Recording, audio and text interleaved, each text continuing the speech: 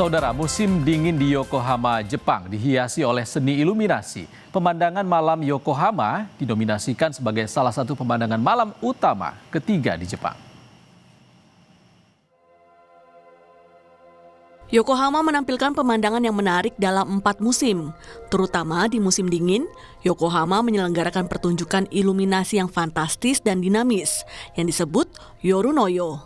Hal ini didukung oleh kondisi udara yang bersih dan jernih. Pertunjukan ini mendapat apresiasi tinggi dan dinominasikan sebagai salah satu pemandangan malam utama di Jepang. 都市型の夜景っていうところで新三大夜景都市に選出されたということで、赤レンガとか歴史があるですね、三軒ですとかそういったところのライトアップっていうところが今回の選定の評価につながったと感じております。多くの方々にですね、横浜の夜景を楽しんでいただけるよう尽力していきたいと考えております。夜の夜は横浜のナイトタイムエコノミーの活性化に寄与することを目的として始まった事業となります。ハイライトオブ横浜なんですけれども、横浜の街が光と音楽で連動する5分間のスペクタクルショーとなっております。今年度は過去最大の46施設が参加となりました。大桟橋会場では会場の名前をクジランドと名付けまして、25メートルにも及ぶ雄大なクジラのプロジェクションマッピングが投影されます。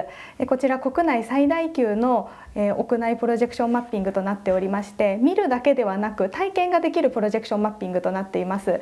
山下公園会場では花をモチーフにした光のオブジェを設置いたしまして、全長250メートルにも及ぶインタラクティブデジタルアートを展開しております。時間になると花が開くような様子もお楽しみいただけます。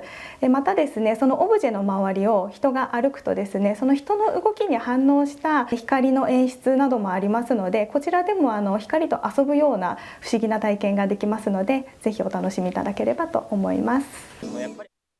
Acara di Osanbashi ini dinamakan Wetland. Proyeksi peta paus raksasa sepanjang 25 meter dipantulkan di sini. Ini adalah yang terbesar di Jepang, yang menawarkan pengalaman menonton dan menyelami keindahan paus. Di Taman Yamashita terdapat objek seni cahaya bertema bunga. Seni digital interaktif sepanjang 250 meter ini sedang dikembangkan. Pengunjung dapat menikmati momen mekarnya bunga. Di sekitarnya, pertunjukan iluminasi, reaksi terhadap langkah kaki orang-orang pun terungkap.